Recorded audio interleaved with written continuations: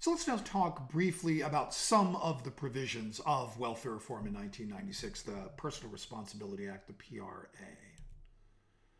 So here are the basic provisions of that welfare reform bill. It imposed time limits, which was a new development from AFDC, and required that, and there was some space given in each of these provisions to states, but required that anyone on the rolls must be working within 2 years of receiving benefits, and that no one would be permitted, again with some carved out exceptions, to receive welfare benefits for more than 5 years over the course of their entire adult life. So put some fairly restrictive time limits on the ability to get access to that program. It imposed work requirements. That's the 2-year rule that we just talked about.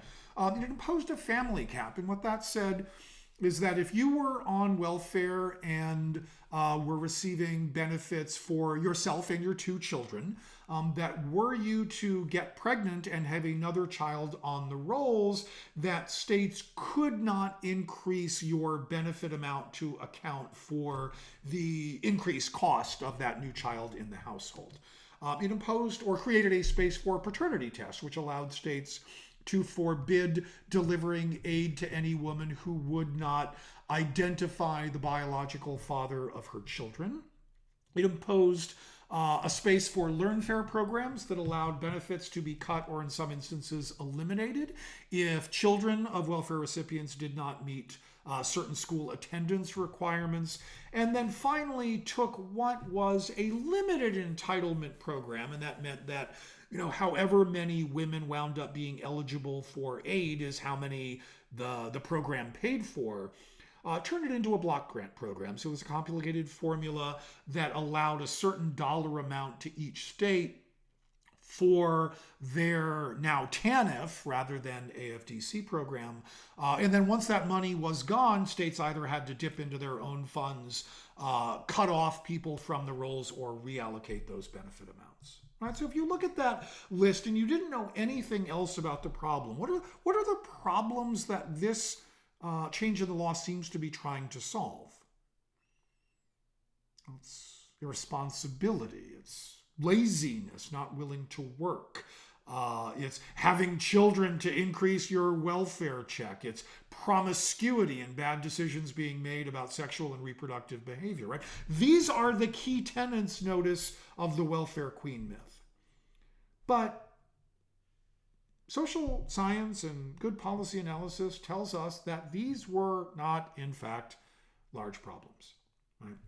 Over the entire course of the AFDC program, women on welfare had fewer children than average. Benefits were always paltry, so never once in any state throughout the entire life of the AFDC program were benefits high enough, even if you add in the value of food stamps, to bring you to the poverty line. As a consequence, welfare recipients always worked. Well, they also often did it in the informal labor market, right? They worked under the table because AFDC, through most of its life, was very badly structured and penalized women for working, cutting their benefits off in $1 for every dollar they earned. Over the life of the AFDC program, it was a program of short-term use.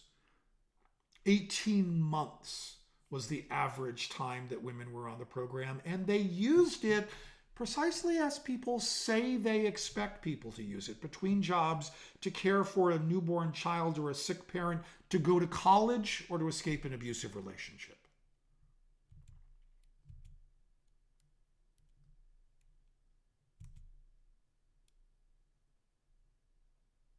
But in the wake of the Personal Responsibility Act, the roles have indeed dropped. Fewer families can get benefits, radically fewer in some states.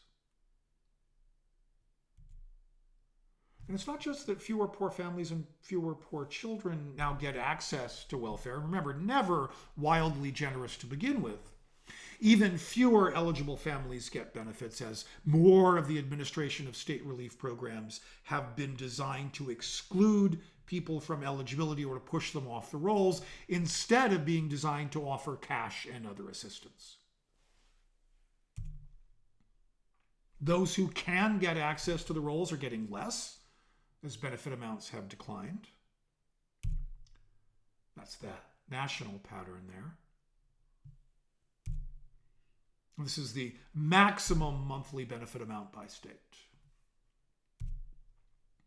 This is how close TANF benefits will get you to a poverty level income. And as it's always been, right, even combined with SNAP, with food stamps, it's a paltry sum. This is just for reference, a look at how many TANF recipients receive other forms of assistance. And you'll notice over there with the healthcare assistance, that's Medicaid. Now, part of what's happened is that what money there is allocated for the program is now being spent differently. So under AFDC, about 76 cents of every dollar sent went as cash to poor women with children. By 2011, 31 cents of every dollar was going directly to poor families, while the rest was going to some positive changes like subsidies for childcare and helping to pay for transportation getting to and from work. But the rest was often going to nonprofit and even for-profit contractors running job training and so-called work readiness programs. And there was a very mixed bag about the quality of those programs.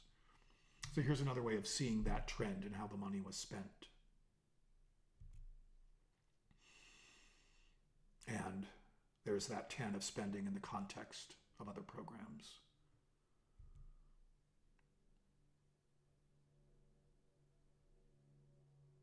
The consequence is that we have seen declines in well-being, and this should, I think, not be surprising if we look at the actual problem compared to the problem, the imaginary welfare queen problems that the program was trying to solve.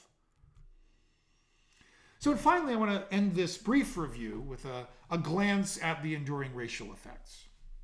And what these two charts show is that if you want to predict how stingy each state's TANF program is and how harsh the rules and penalties are, all you need to know is what percentage of the population is black. The more African Americans in a state, the more punitive the welfare policies. But why? Why is there such a punitive approach? Is this really just the lingering effects of racism and white supremacy? Well, sociologist Sharon Hayes offered this explanation, which should echo some of your readings and discussions about the functions of poverty and the labor market functions of relief. And she writes, if we really want to include welfare mothers as active citizens, as full-fledged participants in society and the social equals of men in the middle class, it doesn't make sense to use the bureaucratic mechanisms of the PRA to monitor and inspire them. If, on the other hand, what we are actually preparing them for is to serve our fast food, clean our toilets, answer our phones, ring up our receipts, and change our bedpans, the bureaucratic operations of welfare could be construed as a very effective route. Deference and obedience are, after all, important qualities for many low-wage workers. I think it's useful for us to think about the political economy functions of relief programs beyond the cultural aspects, the social aspects, and the extent to which they may or may not function to alleviate need.